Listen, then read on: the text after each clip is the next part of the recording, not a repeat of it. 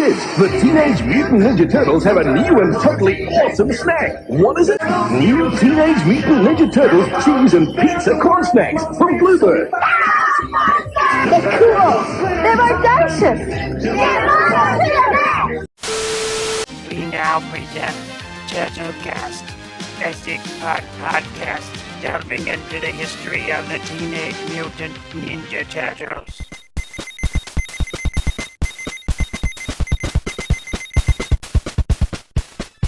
Hi, I'm Brandon. Hey everybody, it's Jimmy. And wait a minute, we're not doing a podcast about Batman right now, are we? It doesn't appear that we are. No, we are taking a bit of a detour this summer, and it's not just going to be me and Jimmy along for this ride. We've got two very special guests that are going to be part of our panel this summer, and let's go ahead and introduce Billy and Mike. So let's start with Mike. Hi, this is Mike. I'm not sure what else I'm supposed to say. I'm happy to be here. And hello, this is Billy. You all know who I am. Because of that one podcast of ours you sat in the background for the entire time. Oh, I forgot he was in the background. Right, Anyone who's anyone knows who who Billy Duckett Instead. is. So, Jimmy, why are we doing a turtle podcast? Well, is this brand synergy? Because I believe we've got a new turtle product coming out here within the month. But we thought we'd kind of look back at the history of Teenage Mutant Ninja Turtles, kind of talk about all the different facets about Ninja Turtles, from the comic books to the cartoons to the toys to the entire turtle empire. Because I think as we were doing Batman podcast, Turtles kept coming up. They did.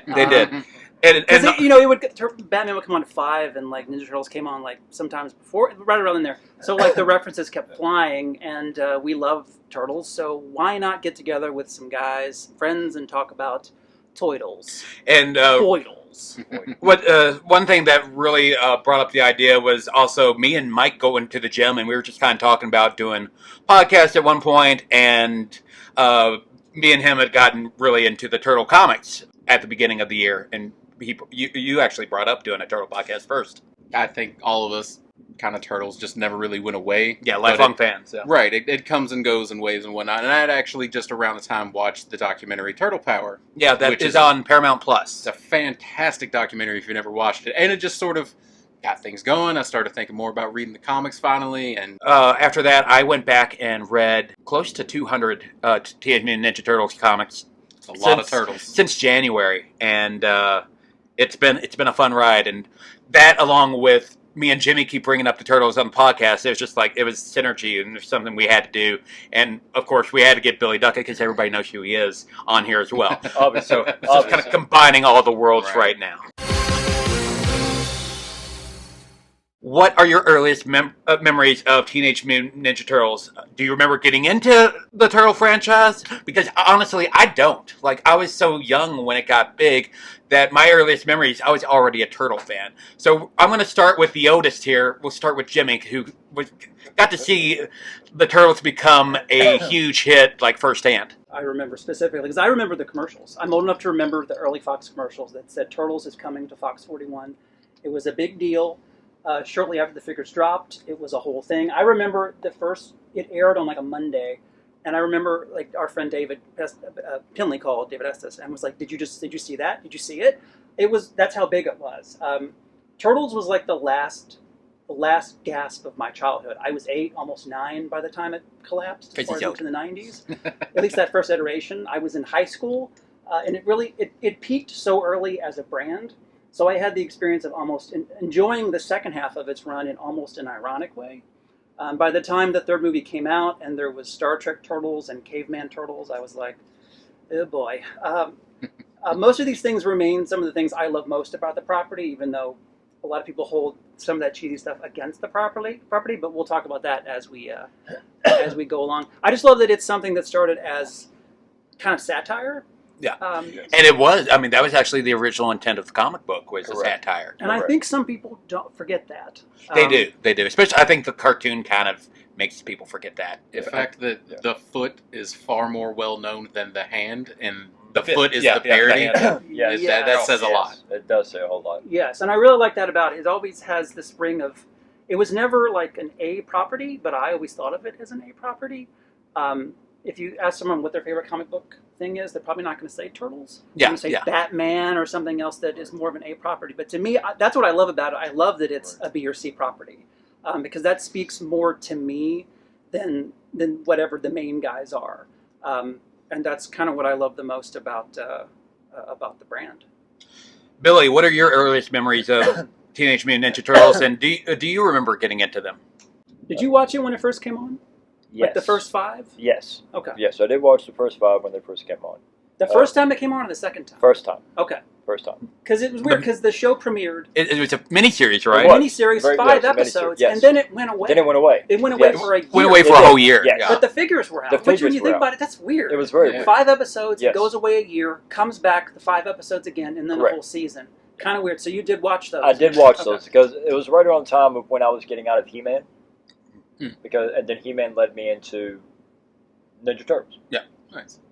And I pretty much stayed after He-Man to Ninja Turtles. And Ninja Turtles, then like Power Rangers, I think was like the next big thing. Yeah, Power Ranger was the next big thing. Because that was more towards mine and Mike's generation. Correct, correct. Yep. Turtles was like the death of the 80s. It was. And it really Turtles was. brought That's a good way in, to say it. it brought in the 90s. Yeah. So much. Hard. It brought it in hard. Hard 90s. Very hard 90s. Yeah, I'm the second youngest here. So, by the way, Jimmy and Billy are in their 40s. Me and Mike are in our 30s. So we're different generations. That's why I think that's kind of interesting to have different viewpoints. Yes. Our knees only kind of hurt. I tore an ACL once. Mine really hurts. That's fair. I'm the only one right now that has a pillow at their back. Sitting in this chair. I didn't want to mention that when we talk about age. But yeah, all 4 of us are literally a different age. Because Jimmy, you're what, 44? 44, yeah. 44, Billy's 42. I'm 42. I'm 37. And Mike, are you 36 or 35? Crisp age of 19. 36. Right. He's 36. 37. You can't reference that here. I just referenced it. But yeah, my answer to the question would be I don't remember getting into Turtles. I just was by osmosis or something because my memories weren't sticking when I got into Turtles. I just know I had a tub full of the toys. I watched the cartoon pretty religiously, even though I didn't hardly remember it at all when I recently started watching it again. I read Teenage Mutant Ninja Turtle Adventures from Archie Comics, which we're going to talk about in depth a little bit later. And I saw the first 3 movies in the theaters, which I believe the first Turtle movie was the first movie I ever saw in a drive-thru. I saw the first 2 in the theater. The third one I didn't see in the theater. Oh, I saw it at all 3, baby. I saw the third one at the top floor of the mall. I saw the third one. That shows you how long it was. Right. Mike, what are your earliest memories of the Turtles? Do you remember even getting into them? Because you're younger than me. Like you, Turtles just always been there ever since as far back as my memory can go. The Turtles exist, therefore I am. Like I can't think of it any better way. Like if I were to guess, I am the younger brother of 2, so my older brother probably watched it, and I was probably just planted next to him to watch it ever since I was alive. I have a lot more memories of actually watching the cartoon off VHS tapes than actually watching them when they aired. Let's get some of those. Teenage Mutant Ninja Turtles are the nation's #1 superheroes, and you can own and collect more Teenage Mutant Mania on video cassette. All right! Catch the antics of these wisecracking green teens in their very first adventure, Heroes in a Half Shell. 3 more editions of fabuloso fun. Yes, looking at you, kid. Collect them all on video cassette. Come on, guys! From Family Home Entertainment.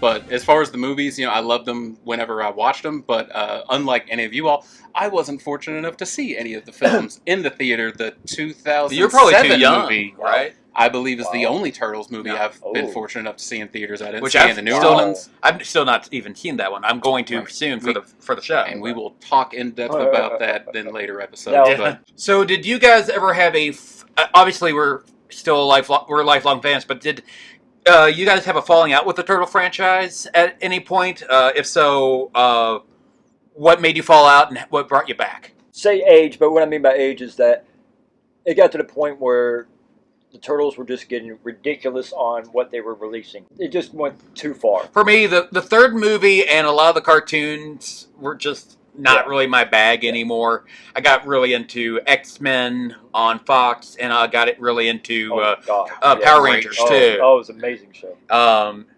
And yeah, I just didn't care for that anymore. I stayed with the Archie comics for a bit, but then they got really weird. They did. And They did. that's also something we're going to get into Yes. later. Yeah. Did you fall out of love with the Turtles at any time? I've never had like a real definitive like FU kind of moment to the Turtles. I think, around teenage years, like a lot of people, you get that. I'm not gonna watch cartoon stuff. That lasts about 3 months. Yeah, but then I still watch cartoons to this day. that same.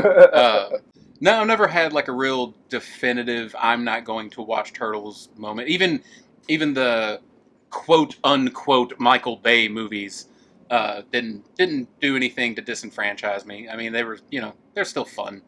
And that's that at their core. Like for as much as there is the fun gritty turtle stuff, like to me, Ninja Turtles just needs to be fun. It's almost unfair to the rest of the turtle movies because you start off with the best that you could ever do.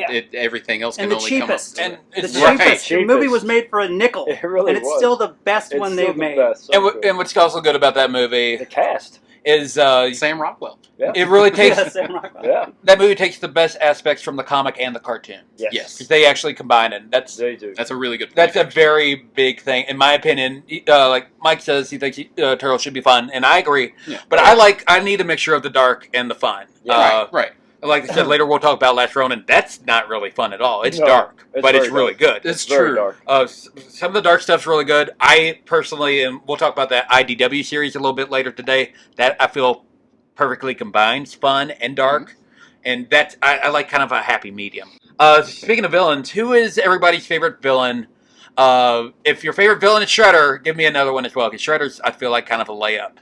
Which I do love Shredder. The comic, and we'll talk about it in the next episode. I don't really like the cartoon Shredder a lot, even though I love Avery. James Avery's fantastic in it, but they don't give him a lot to work with. They do not.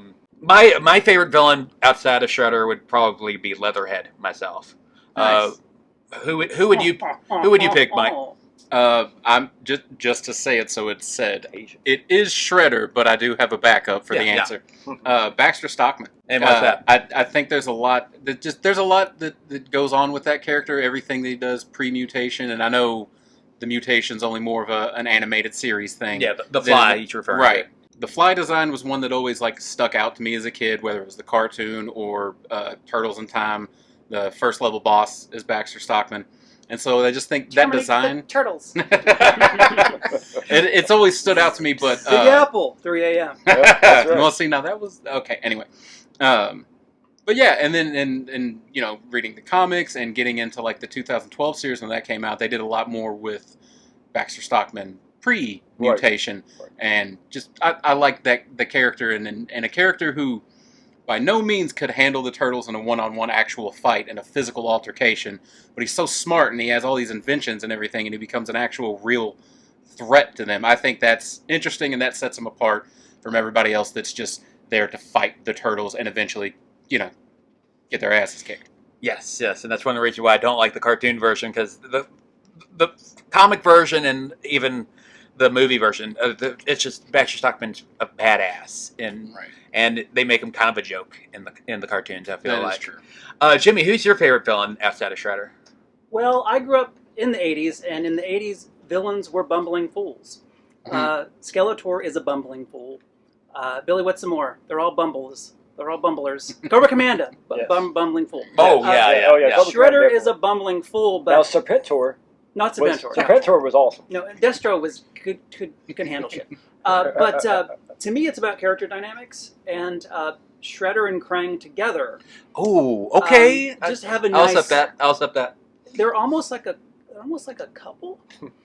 They kind of. Because they do argue. They could ship. Right. They could be Argue a shipped. lot. They could be shipped. I think of what's that one? Oh, that's a weird visual. There's one No, it episode isn't. where Krang and the Krang body has I'm just talking about the Krang, just Krang without the body. in the body, Krang's yeah. body. Fair. Yeah. There's one episode where Krang has a Shredder calls him and Krang's in the shower. And he has a Oh, yeah. towel And around him. He's got He's the got that head. thing on his head. He's got the thing on his head. Shredder, I Yeah. told you never to message me when I'm in the Your shower. Krang is horrible. You do a better Krang than me. Do your Krang. I can do a better Krang than you. Do Do it.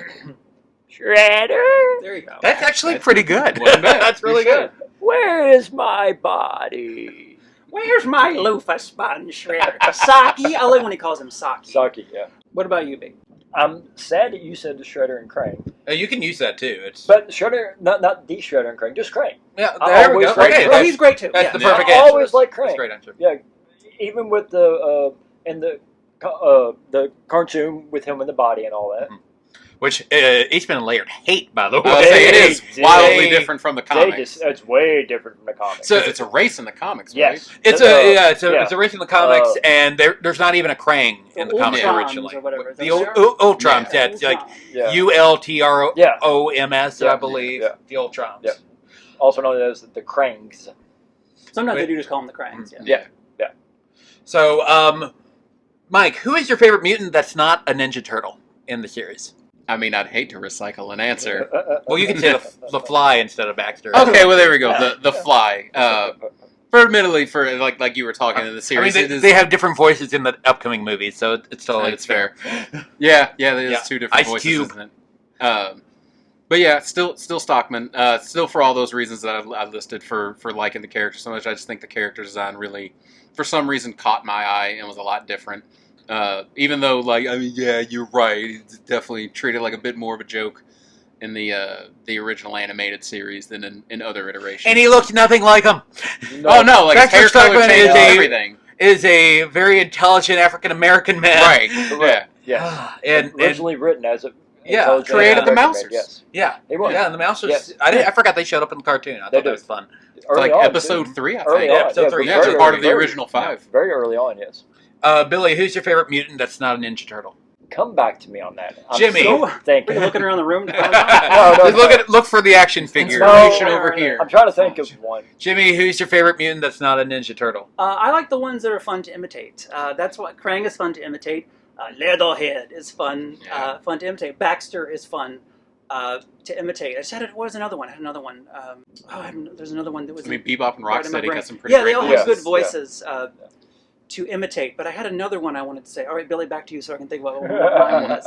I'll do mine real quick, Billy. Okay, please. My favorite's Mondo Gecko. Ah. I just always loved him from the old Archie comics, and I'm looking at his figure right now. Jimmy's holding him up with his skateboard. He looks Yeah. I great, wanted this. Yes. I got and this I love that. I love that I had figure. that. I got it for Yeah, I did Easter too. one year. I love Mondo Gecko. Yeah, Mono And- Gecko was fantastic. And really excited that Paul Rudd is voicing him in the new upcoming movie. So, but Billy, who's your favorite Ninja Turtle? This is probably the most important question today. This is so much easier for me to answer. I figured that's why I went with this for last for everybody. I don't think this is an easy. This isn't an easy one. It is for me. Oh, Okay, it is is it? for me. I actually don't know. I have no idea. I my do. favorite I thought I I knew know. Jimmy's off the top of my Can head. we guess? Yeah, let's try to guess. Oh, it. that could And be then fun. you can tell. I Yeah. think that'll be Oh, let's do fun. it. Let's do that. Yeah. Billy, You asked who's me. Billy's Billy, favorite just go around who you think who we. Oh, I have to guess who yours is.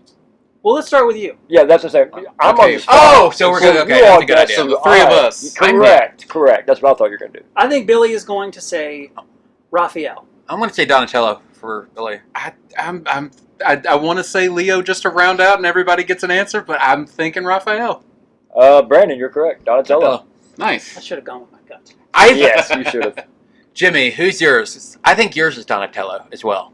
I was thinking Donatello. Mine is when I was a kid. Well, hold on. Don't say who yours is. We have to guess. Oh, that's right. Okay. Mike. Oh, I was okay. waiting for. Yeah. I'm going with Brandon. I'm saying Donatello. Donatello, Mike. I'm going to say Michelangelo because he's on your wrist right now. And that's my entire reasoning. If you look around at my old toys, That's actually what I was doing. I was trying to see who's the most. Michelangelo. Oh, huh. Michelangelo. I'm looking at a big Leo right now, so that Yeah. kind of confused me. But for a two minute. tiny Michelangelos at 3. There's one over here. Oh, too. I didn't see the third. Later, we'll get to a big problem when it comes to the tattoo I'm going to get, Ooh. because I've also got this That is Leonardo awesome. here. But when I was a kid, I think I was attracted to blue, so I was like, I like Leonardo. And then as it went on, I started to feel like bad because I realized I'm into Michelangelo, and I started to feel bad about Leonardo because I kind of left him in the dust. But he was always the popsicle I got. The So that's why popsicles I were have good. this popsicle toy. Popsicles were good. And that's Yeah. gonna be your tattoo, right? That will be the tattoo. But I don't know which Right. one I'm getting. Right. But yeah, generally I'm a Michelangelo guy. But as I look back and watch different media, especially 2012, I'm totally a Donatello guy. Okay, you feel like a Donatello. I feel like a Donatello guy. That's don't right. Team Donatello. So I get it. I get TD. it. I get the. I didn't get it as a kid because you usually look around, you're not going to see a whole lot of Donatellos as a kid. Right. But yeah, I think I'm probably a Donatello guy as a 45-year-old man. That's a weird sentence to say, but I just said. Now, is it odd that the two Otis here like Donatello as the best turtle? He's also the Is most there something going on there with that? He's one of the more mature, kind of That's well what thought I out ones, mean, I think. Too. Yeah. This is true. Mike, who's your favorite turtle? I think you're a You tell Raphael him. guy. Oh, wait, I think you're a Raphael guy. I'm going Raphael. Yeah, I think so. You are all three, not just wrong, Oh, because it's Donatello. I remember that. Really? From the chat. I remember Yes. that from the chat. Yeah. And has always been Donatello ever since I was a kid. For some reason, like I think part of one not liking Michelangelo for me was out of pure spite for every human being that insisted that it was going to be my favorite simply because my name is Michael. I thought that would possibly be your favorite because you got into it as a kid. Right. So. And Leo was my Mikey. brother's favorite growing up, so he couldn't be my favorite.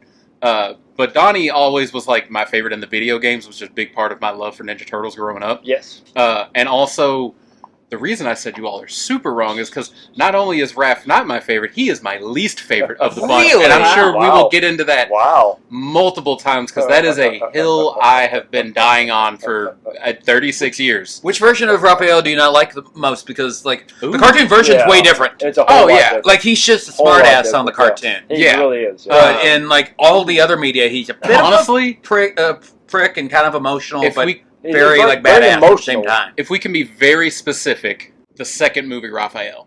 Okay. Oh, yeah. I literally watched that last night, and I Yeah. totally agree. Yeah, I agree. That He one's is- not good. And That and the was second movie, Kind of Raphael, is spoiled. Kind of a spoiled child. In a Yeah. way. Yes. Second movie, Raphael 1 is definitively different from the first movie. The first movie actually has like some really good emotional He's stuff. with him and fantastic in the Splinter first it. movie, I think. Damn. Right. I got in trouble for that when I was a kid because Really?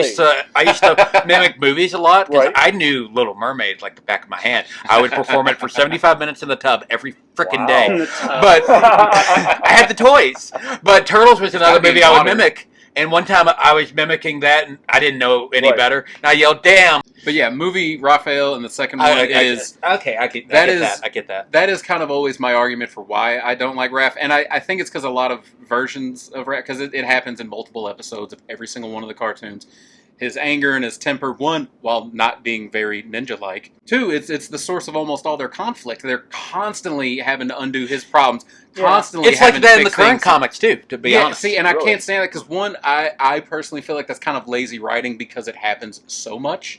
And also, like, yeah, that's my reason for not liking Raph is that, like if he would just get himself in check, they wouldn't have nearly the problems that they have. But yeah, so that is my stance on why I will die on that hill not liking Raph. I do love Raph's dynamic with Leo. Yes. Especially in the That's- 2008 movie. Yeah. That's Yes. very. That's I Yeah. giggled like a Yeah. child when they finally did that scene in that they, movie. They nailed Oh, the yeah. fight, and Yes. that's a lot of Yeah. the greatest stuff. Don't tell me who won that one because I haven't seen it yet. We won't. So We won't. But No. that's sometimes, yeah, Raph But does rub me the wrong way. But like that dynamic. That really dynamic works. was very Yeah. present in the later parts of Laird and Eastman's run of the book too. Yeah. So And in the first movie, it kind in of. the first movie, it's kind of in there and as it's well. an important dynamic to And- with them yeah. being brothers and everything. It is a very brother-like relationship to be Yes. butting heads like that all the time.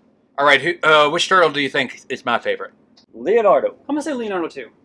I think we're batting 4 for 4 here. I'm going Donatello. Raphael is my favorite one. Ah. And the reason I was into him is just because I was into him as a kid, and once again, don't remember why at the time, but I think it was because I was into the color red That's what I was really gonna big say. time.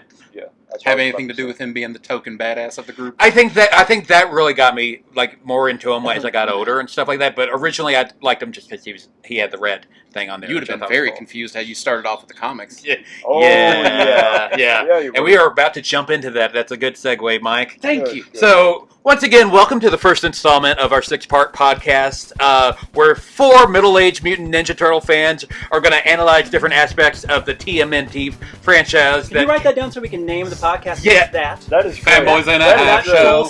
I think I that's love been that. used already, unfortunately. You'll have to edit that Yeah. out. There's so many IPs that have been used for. There's so many turtle podcasts out there, but we're going to be better than them. Oh, we're so going much to be better than them. Just take our word for it, folks, Yes, and yes. listening to every single episode.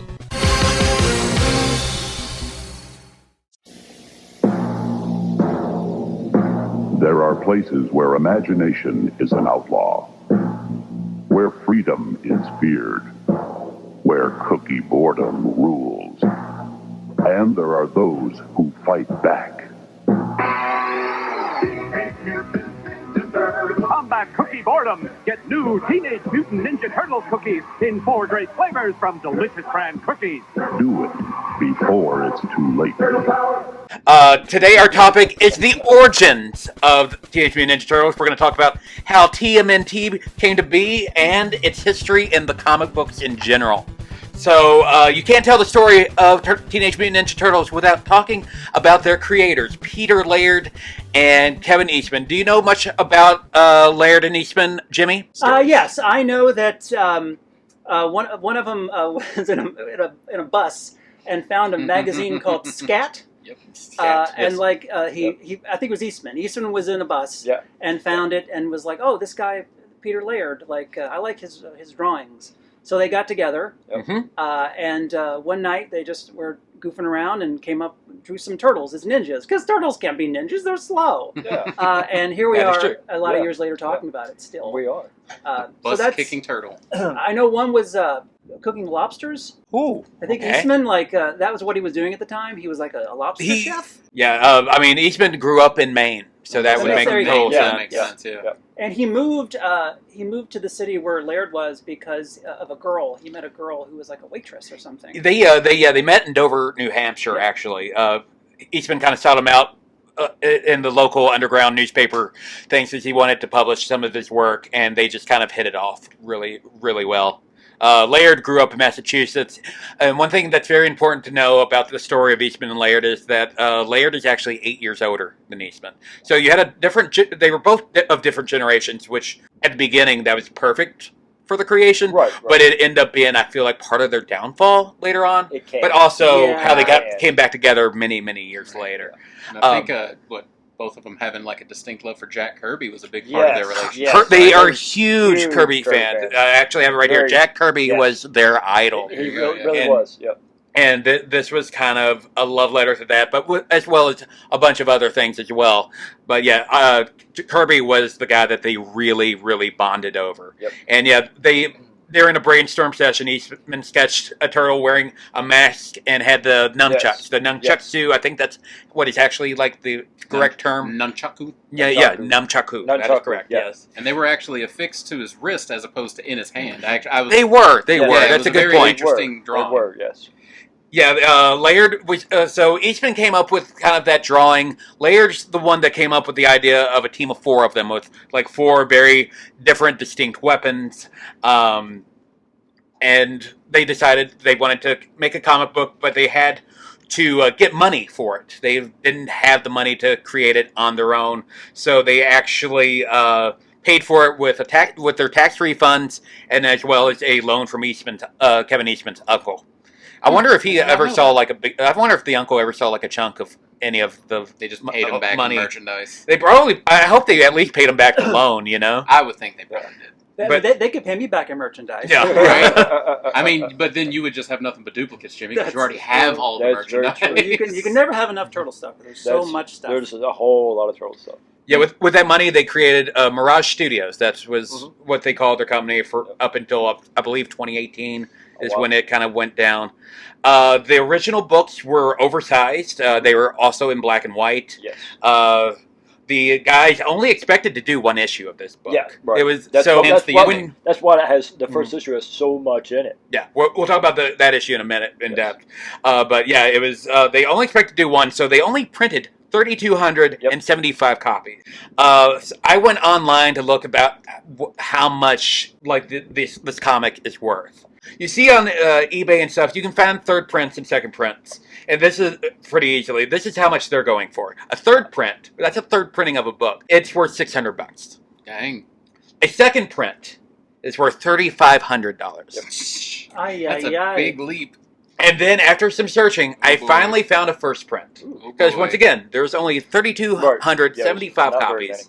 So they expected to go up a lot. I think it's probably going to go up a lot this coming month with the new movie coming up. Oh, yeah. But as of right now, a 1st print is going, and I feel like this is a little low, $40,000. Yeah, Sounds about right. for that Dang, for that's that a issue. lot of money, though. Sounds about right. It's a lot. It's a lot of money. It's a lot of Well- money. The books that they end up making, they were going to be the reason they wanted to make it was they wanted to homage Frank Miller's Daredevil. They wanted to homage Frank Miller's Ronin as well. Which is why the way the first comic starts out is a very much a Daredevil. It's a very Frank Very Miller too. Straight, Very very much so. Yeah, the books were also kind of a love letter to. At the time, X-Men and New Teen Titans were the biggest books on the planet in the '80s. So them being a team, that was the whole team dynamic was kind of a homage to that. So right now we're going to go into the different Turtle comics over the years. I'm going to put this note out there for all the listeners. We are not going to focus on every single TMNT comic title, just the ones that are most notable to us. We're going to cover most of them, though. We're going to cover a lot of them. Yeah, we're going to cover all of them. And- If we're covering all of them, we'd be sitting here for hours. And we have to start talking about the original Teenage Mutant Ninja Turtles from Mirage Studios, the first issue that debuted in May of 1984. As we said earlier, it's a self-contained story. I believe everybody here has read it, correct? Yes. Mhm. Yes. What did you guys think of the issue? Which, by the way, for those that don't know, spoiler, Shredder dies at the end. Yep. Well, it's the first movie. You can look at that. I can argue that. I can argue that as well. But you can look at that and I can go. argue that as You well. can look at that and go, okay. Like they looked at it and they said, "Here's the movie." Like Yeah. the first half is there's like a fight. There's no April, No. but there's like a fight, and we establish the turtles. We get the origin. And then the that's middle, straight out from the movie. middle is the origin, and then it seems like it's even word for word as far as what Splinter's backstory. And then in the end is killing the Shredder dies or whatever, which is the end of the movie. So it's like you can see how that all lines up with the screenwriter who said, "Yeah, let's pull this from the movie." And yes, there's stuff from later comics too, but yeah, it's all there. There is a big difference with the origin of Shredder in the original book than all the other iterations. Oh yeah, there because always is. Very There much always so. is. Because all right, so which one? I always forget which one. Oroku Saki is Shredder, and Hamato Yoshi is Splinter. Correct. Yes. Correct. So Hamato Yoshi in the comics, he was in love with this woman that, Tang Shin, I think is her name. something like that. And another guy, of which was Oroku Nagi, not Saki, Nagi, was in love with her too, and he ends up kind of forcing himself on her in a way, very nefariously. Hamato Yoshi put an end to that, and he killed him. And Shredder is basically killed Yoshi years later to avenge his dead brother. Right. So that's a little bit different. Every iteration since then, it's always been about Hamato Yoshi and Oroku Saki. Well, you can only do so much in the movie. Yeah. But yeah, What do we think about? Because as sometimes Yoshi is Yoshi, and sometimes Splinter is not Yoshi. Right. He's just so he's in the just comics, a he rat. In the comics he was his rat. Yeah, That's the other thing. That's the Because movie. his rat The learned 1990s do that. Yeah. his rat learned martial arts from watching his owner. Wait. Correct. You mean to tell me that Splinter did not learn martial arts from a martial arts for dummies book? No, he did not. That's- He did not. Well, I have some words I need to say to Mr. Makabe then. I think that That was Turtles, a thing. I forgot about that right now. for me, was. it works the best when Hamato Yoshi and Oroku Saki have that backstory. Yes. And Yoshi turns into Splinter, because like those two characters have a yin and yang. Yeah, But and without it's that, been very there's important. no yin and yang, and it just doesn't work for me. Well, and I think that had to do with it being only a one-off villain originally Right. too. Yes. Yes. Yeah. And And, it doesn't- most of the time they do the version where it's like he was a man or whatever. Right. But it just doesn't work for me when he was his pet rat. When No. he's his pet, No, that was weird. there's not nearly as much of a reason for No. Oroku Saki to hate him nearly as much No. and to have this, it's just, Because let's Yeah. face it, that's Obi-Wan and that's Darth Vader. Yes. Yeah, That's pretty much, and yeah, it, that's it's exactly work, what it that's is. why it works for me Yeah. when they do that. One thing that I thought was fun about the first issue, the origin story has everything to do with Daredevil's origin story. Yes. Like that's- they even like have, I was just saying. they yeah. have, right at the beginning. they don't right. name him, but they have Matt Murdock saving the blind guy. Yeah. And I did not know that, and I Yes. thought that was Yeah. just wild. Yeah. That's part of their origin.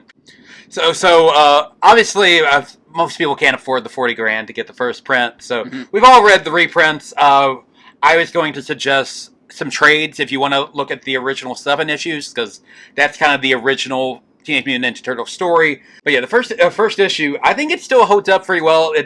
there is some stuff in there that's a little. It's very violent. Yes. Which is it's quite violent. It's the most violent, probably the most violent turtle comic. Yes. Of the entire ever. I mean, Shredder kind of gets it right there. Well, maybe not ever. We'll talk about it. The image one a little bit. Not ever, but it's brutal. It's brutal. It really is. They kill in there, like the Shredder does. I think they kill all the foot soldiers. Yes. In there, who are not robots in the comics. No, they're not robots at all in the comics. There is suggested, kind of suggested sexual assault in there, which is very, man. This is not a kid's book. No. Eastman Alert wasn't intending for it to be. Oh yeah. It kind of just became. Yeah, it just became what it became. It grew legs. It really got away from them. Literally. It got away from them. Yeah. So, issue one was a big deal, and like I said, it sold out. Like it sold out very quickly, and they did a bunch of reprints. So a few months later, in October of '84, they put out issue 2. That's a very important issue because it introduces Baxter Stockman, the Mousers, and of course, April O'Neil, who is not a reporter in the comics, by the way. She is a lab assistant to Baxter Stockman in there, if I remember correctly. Jimmy.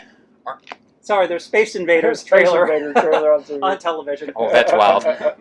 Anyway, Brandon, you had a question. You're a huge April O'Neil fan. I'm talking about the cartoon character, the cartoon and comic character. Oh, yeah, I'm glad you not the adult film actress. I'm glad you specified. What? There's an adult film actress? We're gonna cover that in episode 5. But yeah, April O'Neil debuts in there. If I remember correctly, wasn't she based off Eastman's girlfriend at the time or something like that? Yes, that was in the Turtles documentary. The kind of look. It was her look. Yeah, the name April O'Neil was from yeah. like a coworker or something like that. Yeah, that makes sense. That's what I'd read as well. But yeah, after issue 2, every couple of months a new issue would come out, or they would have a special one-off that would be released to kind of highlight each individual turtle. I actually brought one of them here today that I picked up recently. Here's the first macro series they got, which is Raphael, which features the first appearance of Casey Jones. Oh, there he is. Yes. It's they actually put it in the bigger format for this. Nice. But yeah, I actually got this last time I came over to Jimmy's. That is in that collection, by the way. It is. It is. That's also in there, it's not a numbered one. It's in both the Ultimate Collection and the Color Classics. Is it the color one too? Yeah. Okay, that's cool. Yeah, the only thing the Color Classics has that the Ultimate doesn't is the Michelangelo one, I believe, because I think that one comes in too. He debuts in that one. Shredder would end up returning in April of '87, which I believe is around the time the cartoon started. I feel like it was spring of '87 when that came out. Cartoon started in December. December. Yeah, Which is really weird. We'll talk about that next episode. But very strange. But he came back that year. And he came back and he essentially defeated the Turtles and the Hokast. And the Hokast just moved to Northampton for like a couple years, if I remember correctly. This is actually the return of Shredder comic book, which is Teenage Mutant Ninja Turtles number 10. It's a pretty cover. And this also is known as the issue where all the Turtles meet Casey Jones and he becomes part of the gang. Because originally in Raphael, it's just him and Raphael. Which, by the way, Casey Jones is a stone cold psychopath. His original motivation is just ridiculous. What is his original motivation, Mike? He just kind of decides that he just doesn't like all these criminals.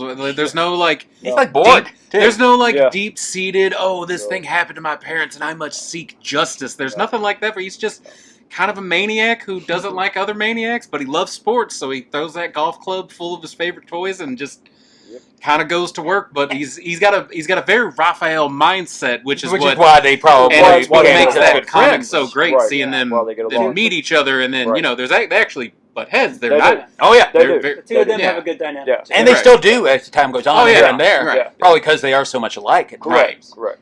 That was issue 10. Issue 11 was very important because that would be the end of Laird and Eastman collaborating like regularly.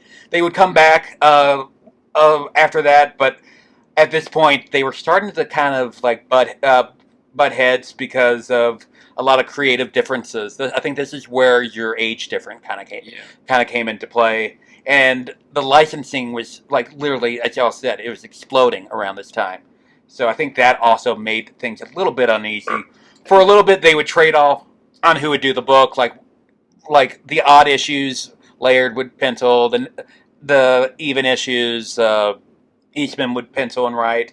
Eastman kind of had like a rock star vibe. So they created the Turtles, but Laird wanted to always be about the Turtles, where Eastman wanted to just move on and do other do stuff. other stuff, right. Which is ironic because he has been the full force behind the comics since 2011 now, which is really awesome. We'll talk about that a little bit later.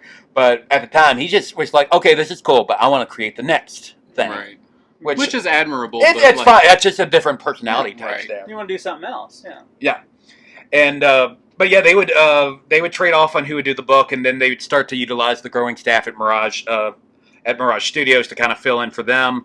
The two would reunite on art together for the 3-part Return of New York, which is, I believe, issues 19 through 21. I hear very good things about that. It's really good. It's really good. I did not bring that one today, but that is actually... So they went to Northampton for a couple years, and this is when they returned to New York to go fight and try to kill Shredder again. Okay.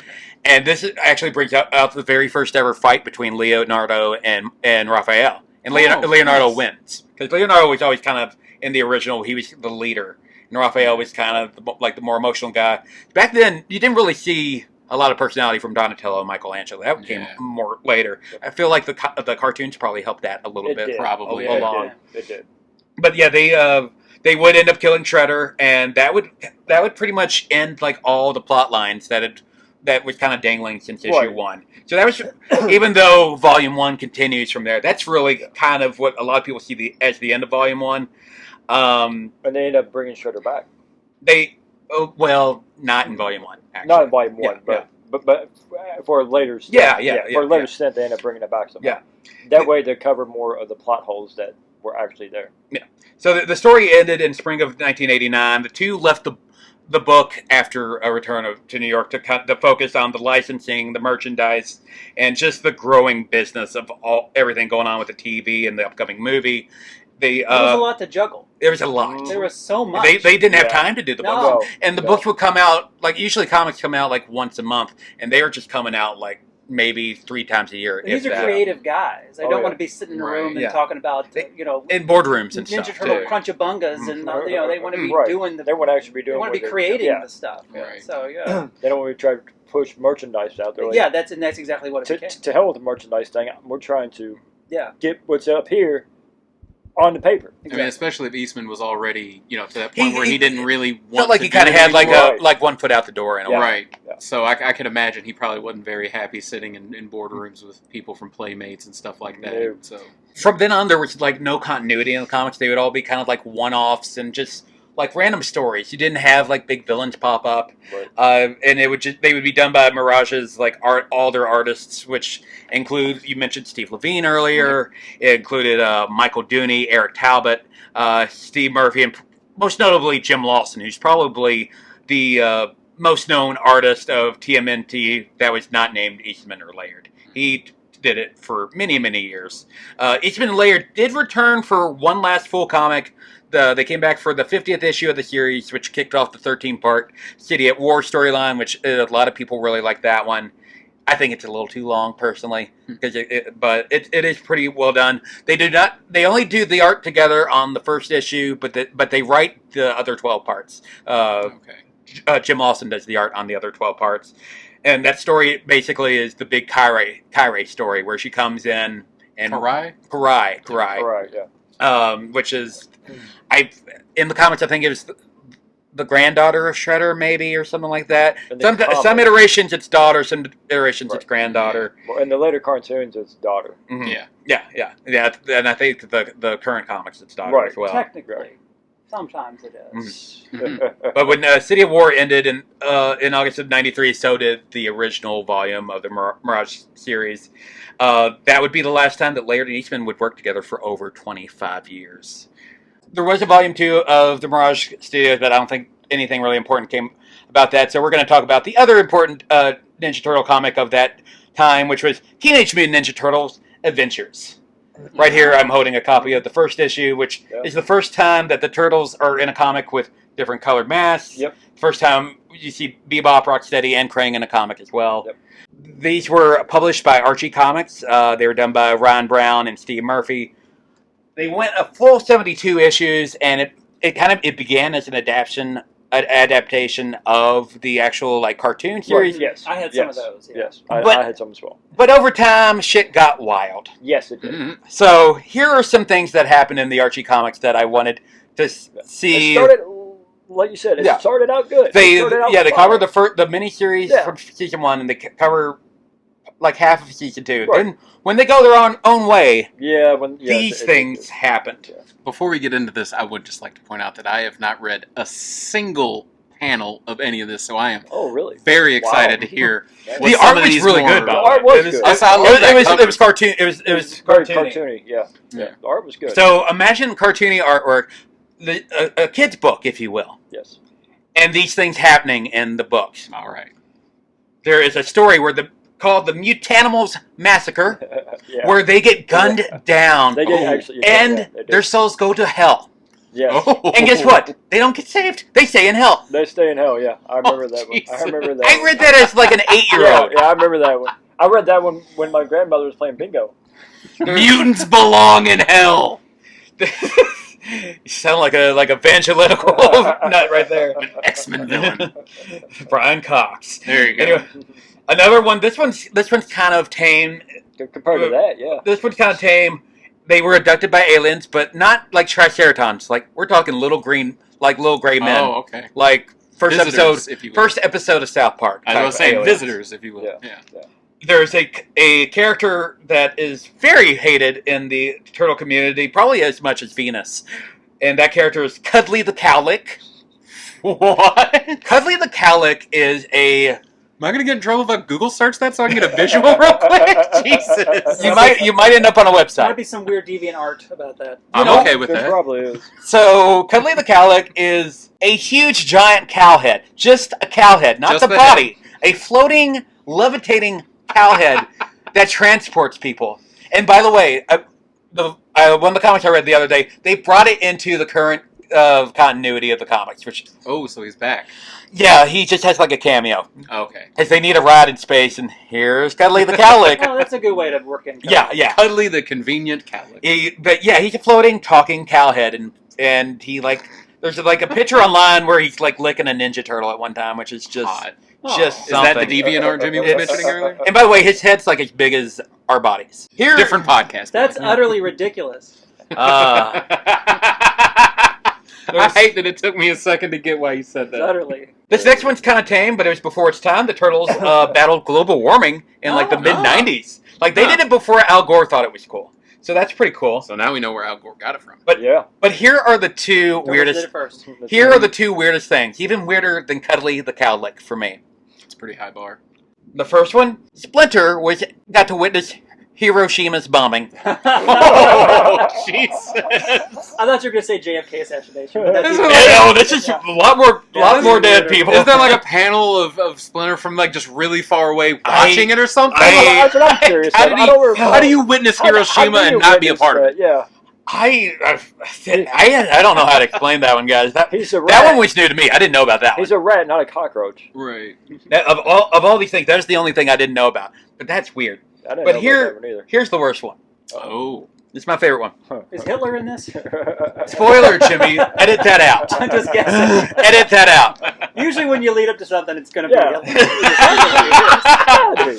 Edit it back in. Yeah, I saved it. So the weirdest thing in this children's comic book, one of the villains creates something called an Armageddon machine. And it is not ran on coal. It is not ran on solar power. It is ran on the brain of Adolf Hitler. Oh. In a children's comic book. That was not the turn I was expecting that to take. No, not at all. I was going to say something. I was like, oh, it's a machine that brings back like terrible things from the past, and it's going to create Armageddon by having all these. No, it's powered by the brain of the worst man that ever lived. Jesus, Now, where did they We're energy efficient. We're powered by Hitler. now, where did they get the brain of Hitler? I've done very little research on the brain of Hitler, Billy, so I'm going to have to take your word on that. But what's weird about these Archie comics is they're not the most controversial Teenage Mutant Ninja Turtle comics to ever be.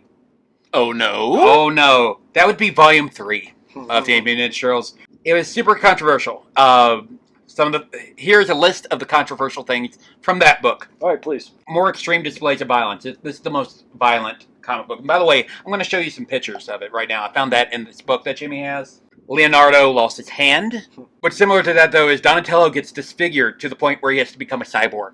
Oh, like he gets totally like gutted in the series. I believe I remember hearing something about Donatello getting killed by Rocksteady. That's not this one. Okay, so it's not this one. All right. We'll get to that one. Okay. All right. Sorry, I didn't mean to jump ahead. I was just trying to figure it all out.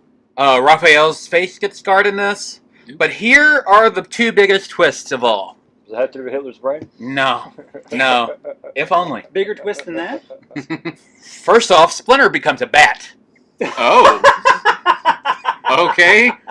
I did not expect. That's even more unexpected than Hitler, as far as I actually found that issue at Great Escape today. I almost picked it up. How did she become a bat? I have no idea at all. I think it's like maybe a secondary mutation. I honestly have no clue. But the biggest twist of all, and I actually think this is interesting, but I wouldn't have done this, Raphael becomes Shredder. Silly. Huh.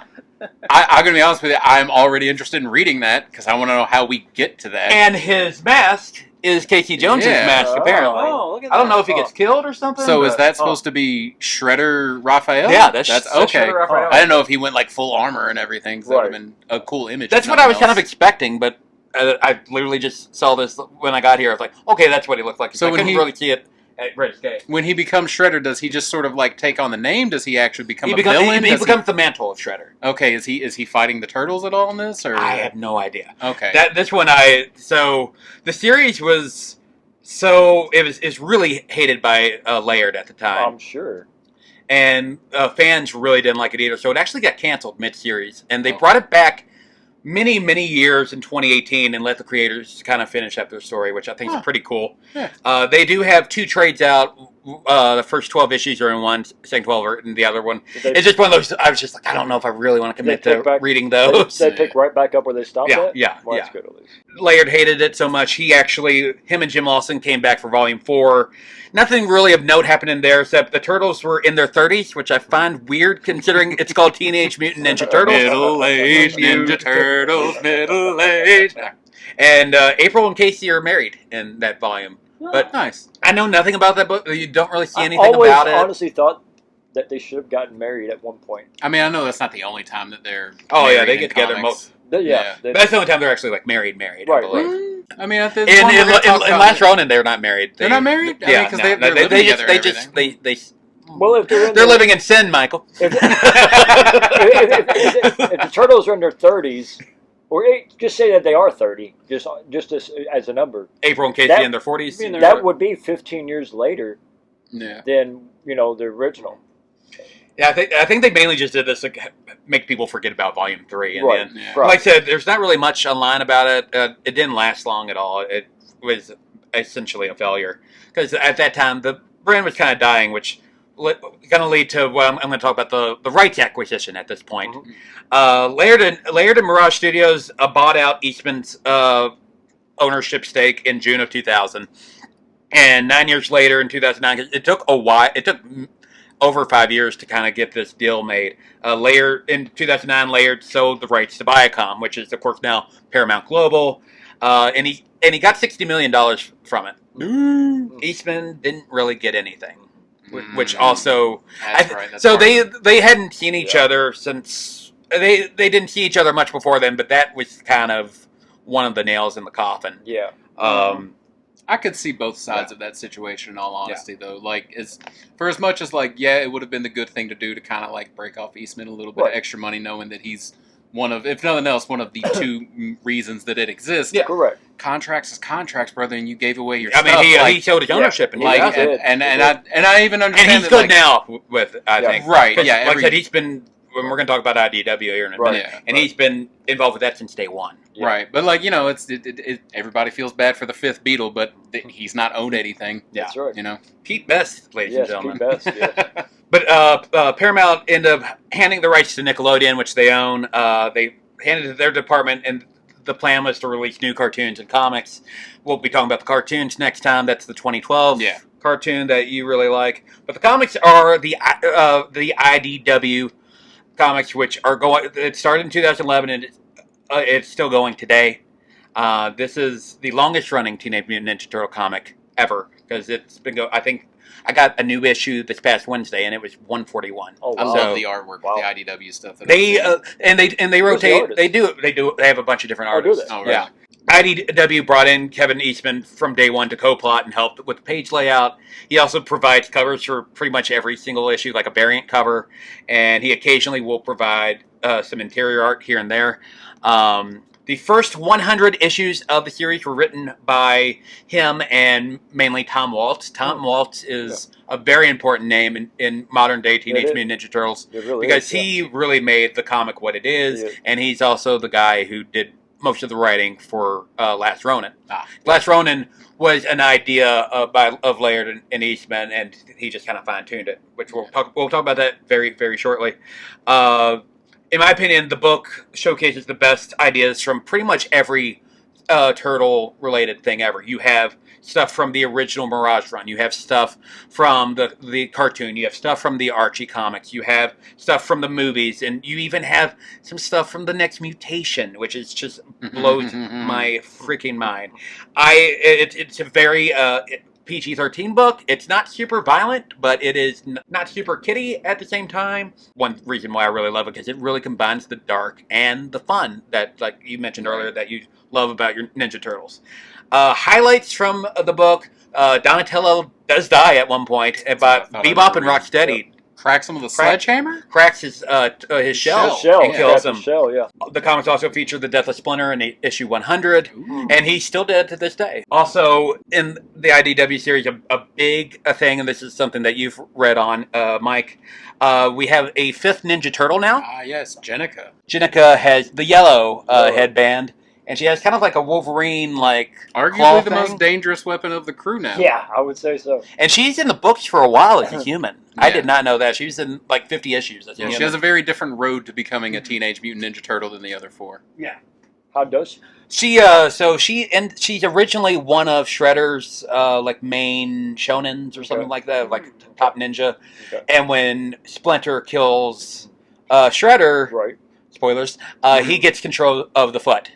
And that's one thing that kind of drives a wedge with Splinter and the Turtles for a while, which makes his sacrifice even better because it's kind of him redeeming himself. Because he was doing what he thought he did right, but it was not exactly a good thing to do or whatever. But she came with him and became kind of his new Leonardo because the Turtles kind of go their own way. Okay. And another highlight, and this is a fairly recent one, is the a new take on the controversial Venus de Milo from Ninja Turtles: The Next Mutation, who is right here on the cover of 139, which has all 6 turtles together. I have not got to this issue yet, so I don't know if she's part of the Turtle Clan yet. Right. But her story is very interesting, in my opinion. Real quick, I would also just like to point out that with both of the girl turtles, no unnecessary turtle boobs. Yeah, just pointing that out. Turtle boobs. No, turtle not boobs. at all. I didn't see none. Because they're not mammals, guys. They're not mammals. But so her story is she was a punk frog originally that got disfigured and killed.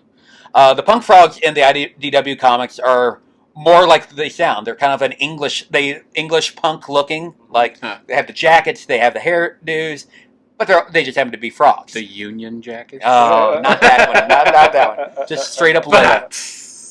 And she gets disfigured, and this like mad scientist takes her and creates basically a Frankenstein's monster type situation, and turns her into this zombie turtle type thing, and that's how we get introduced to Venus in the comic books. I think this series is by far the best thing the Turtles franchise has ever done. Like I said, there's not really a bad issue in the bunch. It's just every issue is very, very good, and there's a lot of thought put into it. And they put new spins on some characters, like Rat King's very different now. He looks like the Crypt Keeper, and he's English. Which I was never a huge Rat King fan, but I kind of like him in this one. I actually should have brought him up earlier because I do love the Rat King. We'll have plenty of time in the cartoons and the toys, I'm sure. Rat King, I was a big fan of. Yeah, I was very frustrating boss battle in Turtles in Time. My foot! So, ow. So that leads us to the last Ronin, which Mike has actually read. So the story behind The Last Ronin, Laird and Eastman originally they split over a bunch of things, but kind of the big thing was the creation of Venus de Milo was a huge that's it. We can't do this anymore. Yeah. This is awful. She was created, of course, in 1996 for that TV show. That's also the same year that Image comic came out. That was so weird. Man, that was a bad year for Peter Laird. That was bad. Yeah.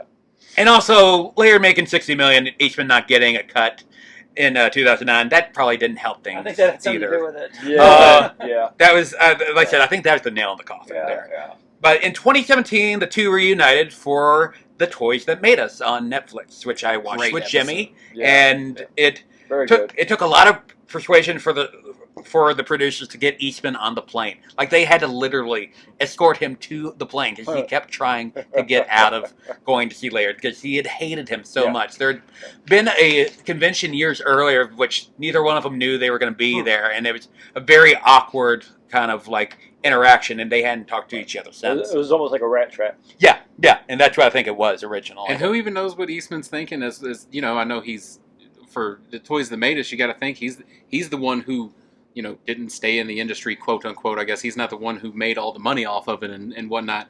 So as he's being flown out for this documentary, he doesn't know how he's going to be framed in this documentary. Right. He doesn't know if he's going to be framed as the bad guy because he's the one that left and Laird was the one that stayed with it. So I think it's understandable that the dude would have aversions to wanting to be in it. I also think interesting about Eastman is if you watch the Turtle Power documentary that was made it this morning.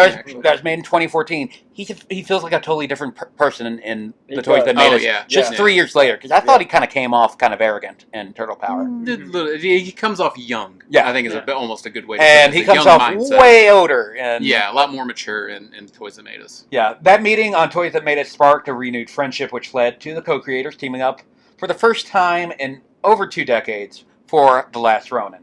Last Ronin was an idea they had come up with in the 90s that they didn't really get to see through. It was kind of a Dark Knight Returns for TMNT. Very good comparison. Which is, for those that don't know what Dark Knight Returns, what is it, Jimmy? Isn't that film with Christian Bale? No. Oh, it's based on that. No. They saw that movie and then they made a comic book about it? No. Okay. I'm just batting the house. Or not batting the Billy, you want to explain it? Dawn of Justice was based... All right, sorry. But Dark Knight Returns... His mother was named Martha, though, wasn't it? I know that. How did you say that name? we play that in every episode of Almost Got Up. I know we could have played in this. Yeah. But Dark Knight Returns, it's in the future. Bruce Wayne's 60 or something like that, and it's just kind of a look at old Batman. It's Miller, right? Yeah, Frank Miller, and he's fighting against the fascist American government at the time, which Superman is with the fascist government, which doesn't help. Right. But anyway, this was kind of their love letter to that, where Michelangelo is the last remaining Ninja Turtle alive. See, in Last Ronin, New York is ruled by a fascist regime, which happens to be the Foot and Shredder's bastard grandson, which I find that hard. Oroko Sai? Was that his name? Probably. He's very Kylo Ren. I don't care for the character. He is very, I'm living up to Shredder's reputation. Yeah. I want to be Grandpa. Is he like Lenny Luthor? He's like Kylo Ren. I think I like him a little bit more than you like him. Was that a Superman 4 reference? Yeah, John Cryer. Yeah, that was John Cryer. We're late in the episode now. F*** you, shit. Hey, I gotta throw some references in for me. He used Lex Luthor in the Supergirl show, and he wasn't bad. John Cryer. Oh yeah, he's great. He's great. But April O'Neil is still alive, but missing an arm. But the other Turtles, Splinter and Casey Jones, they're all dead. And throughout the series, we actually get flashbacks of how they all die as the issues kind of progress. We also meet a new female character named Casey Jones, which happens to be apparently when April and all them got blown up. It was like April. It was April. My mind went there. It was April. Casey. The Burbs. That's where it was April, Casey, and I think Leonardo got in the middle of an explosion, and that's how April lost her limb, and the others died. Right arm, I believe. Yeah, but she was apparently pregnant then, and the baby survived, and that is Casey Jones. So it was a female Casey Jones, and she's a really cool character. I really like the character. It definitely if someone were to just tell you about the character and it's a woman named Casey Jones, but it's his daughter, it sounds a little bit shoehorning. Yeah. Like it was not to use the word horny in this podcast. But yeah, it feels like something that would just be shoehorned in, because wouldn't it be cool if? But they actually make her a really integral part of the story. She's very important to them actually accomplishing the goal near the end. She actually leads a Are those charge. goggles on her head? I'm sorry. Yeah, she leads I'm already on board. Jimmy's in love. I'm on board. And the relationship between her and Michelangelo is actually really good in the book. They really he tries to teach her a lot of discipline and whatnot, and give her a little bit of what Splinter was able to give him and his brothers. Yeah, it's a really I really liked Casey Jones, and again it was something that I did not expect to like, and I ended up liking her so much by the end. Now is it spelled Kacey? No, it's spelled Casey. Or is it spelled CA? Yeah, it's spelled Casey. Casey. Interesting. The book debuted in October 2020, and it went 5 issues. The trade, like I said earlier, has been a bestseller for most of the past year. There's a video game coming out. If anybody wants to see a really cool representation of the book, there's a scene on YouTube that some digital animators recreated. It's amazing. It's absolutely amazing. Pivotal scene. We should have written down the name, because they absolutely deserve the all credit. you gotta do is YouTube search Last Ronin. It's 4 minutes and like 22 seconds long. It'll be one of the You'll first find it. If you've and listened to this podcast an hour and a half in, you've probably watched it. So you know it's pretty amazing. It's a fair point. Yeah, it's quite good. But it was only done by like 3 or 4 people. Mm-hmm. Yeah, it's like crazy good. It really is. But yeah, Laird and Eastman came back to plot that. Eastman does some art in it. I'm not sure Laird does art in it at Speaking of Eastman and Laird and Last Ronin, there's the fun little Easter egg with Eastman and Laird. Yeah, they actually show up in the book. Yeah, briefly. There's I forgot about that. A panel where I believe they're at the subway. Yeah, and you can see Eastman and Laird sitting next to each other. Nice. Yeah, it's a really cool little They're moment. also in the 1990 film. They're Garbage Men, but They are. I know Eastman was They are. very deep background. They are. I didn't know and that. You can That's only cool. see Eastman, I think. Laird is in the truck or something like that. Yeah. Yeah, Eastman and Laird co-plotted The Last Ronin, but something happened last month that hadn't happened since Teenage Mutant Ninja Turtles number 50 in the early 90s, and that was Laird and Eastman doing art together. Oh, wow. And they did it for a variant cover last month for Teenage Mutant Ninja Turtles and Usagi Yojimbo, and here's what it looks like. Oh, nice. Look at We'll that. put this on the website when we get the Facebook Always going. always like Here it is. Usagi Yojimbo. Nice. I love Like Usagi. half of it's Yeah. Eastman, half Always of it's a fan of Laird. Usagi. I believe Usagi's Laird and Leonardo is Eastman. If I Yeah. remember It's a correctly. character that I definitely would like to read more of. I read don't a little know bit a lot about him. I read a little bit of Usagi in the 90s. I love the character design. I just Yeah. think it's that, and having like the samurai bunny with the Ninja Turtles is Samurai- kind of awesome. Come on, it's great. The Samurai Rabbit from the commercial. So, Jimmy, you said you had some questions for us that you wanted to give as well. We've handled the origins of the Ninja Turtles. Next time we get together, we're going to kick this into high gear, and what really kicked Turtles into high gear for most of us was the animated series, the first animated series, and then the ones after that. And we'll be talking about those. My quandary is this week. By the time we get together again, I will have a turtle on my person, on my body. You will. And when I was growing up, I loved the turtle popsicles. And guys, I just don't know. Michelangelo was always my guy. But I got a lot of orange already going on with my Halloween things.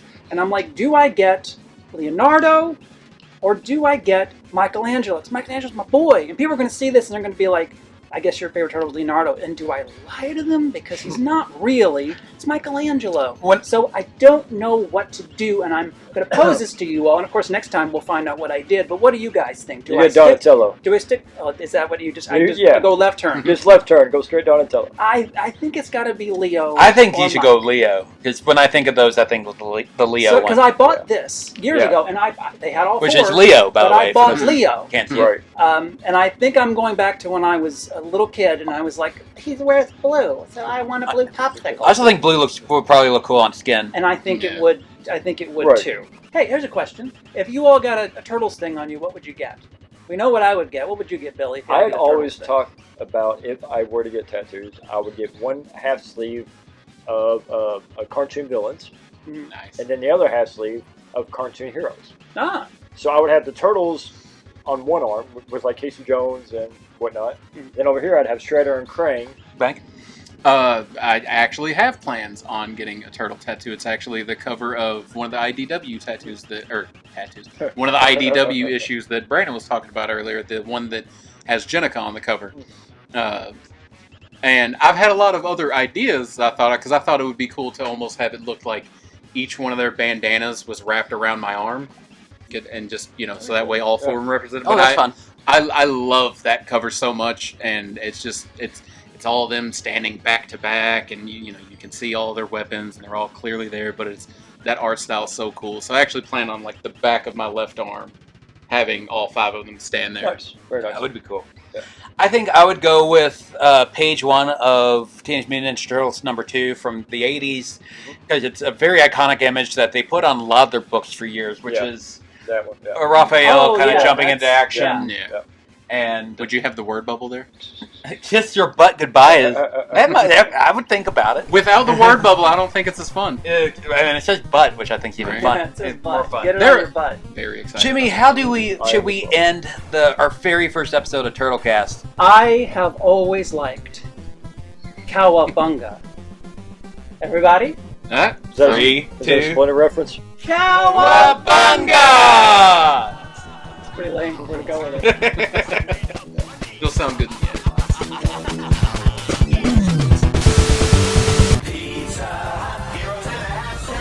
Where are we? Pizza Hut. Major League. Awesome. Only Pizza Hut has Teenage Mutant Ninja Turtle red badges. We're talking first degree pizza. There are 4 to collect with any Pizza Hut pizza. You have to eat pizza? Cowabunga! All for $1.99 each. $1.99? Excellent! But hurry, time is limited. Better haul shell, dudes. Pizza Hut, making it red. Dine in, takeaway, or home delivered.